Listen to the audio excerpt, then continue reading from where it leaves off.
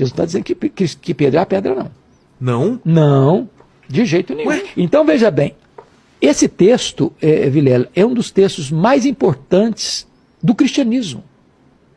Porque da correta interpretação dele depende o futuro do cristianismo. Quem é esta pedra sobre a qual a igreja está edificada? Então tem 3 interpretações. Pedro. A primeira delas é que Pedro é a pedra.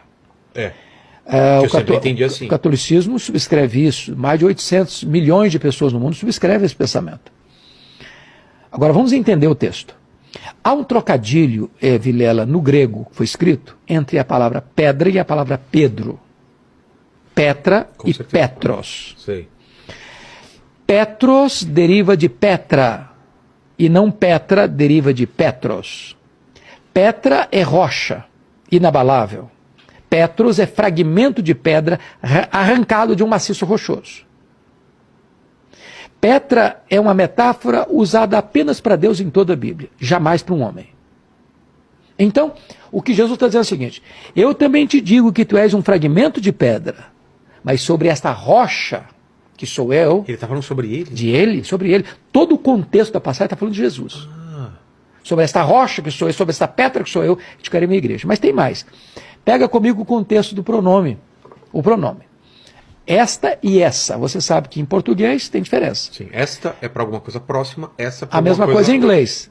This e that. Tá. A mesma coisa do grego. This, that é uma coisa. Isso. Tá fora. Então, por exemplo, eu estou com a minha Bíblia aqui. Certo. Eu digo esta Bíblia. Se eu colocar minha Bíblia do lado de lá da mesa, e essa Bíblia. Exato. Se Jesus tivesse a intenção de dizer que Pedro era pedra, ele teria dito: eu também te digo que tu és Petros, e sobre essa pedra eu edificarei minha igreja. Mas não foi o que eu disse. Eu também te digo que tu és Petros, fragmento de pedra, mas sobre esta pedra, sobre esta rocha, eu edificarei minha igreja. Segunda interpretação é que a pedra é a declaração de Pedro. Onde esta declaração... Não, a terceira. A primeira não, é que Pedro. A segunda é Jesus. Não, a segunda é que é a declaração de Pedro. Ah, tá. Tu és o Cristo. Onde esta declaração foi feita? Tu és o Cristo, filho do Deus vivo, aí a igreja está estabelecida. Mas na primeira ainda, só me lembrar uma frase importante em latim. Tá. A frase é essa: ubi Petros ibi ecclesia. É uma frase em latim. Onde está Pedro? Aí está a igreja. Então, fechando a primeira linha. Segunda linha é a declaração de Pedro. Terceira linha, eu penso assim, e os cristãos, via de regra, pensam assim: Cristo é a pedra. Cristo é a pedra. Então, Jesus é o fundamento da igreja. É isso que o texto está dizendo. Paulo, concordando com isso, lá em 1 Coríntios 3,11, diz assim: ninguém pode lançar outro fundamento além daquele que já foi posto, o qual é Cristo Jesus. Faz muito mais sentido.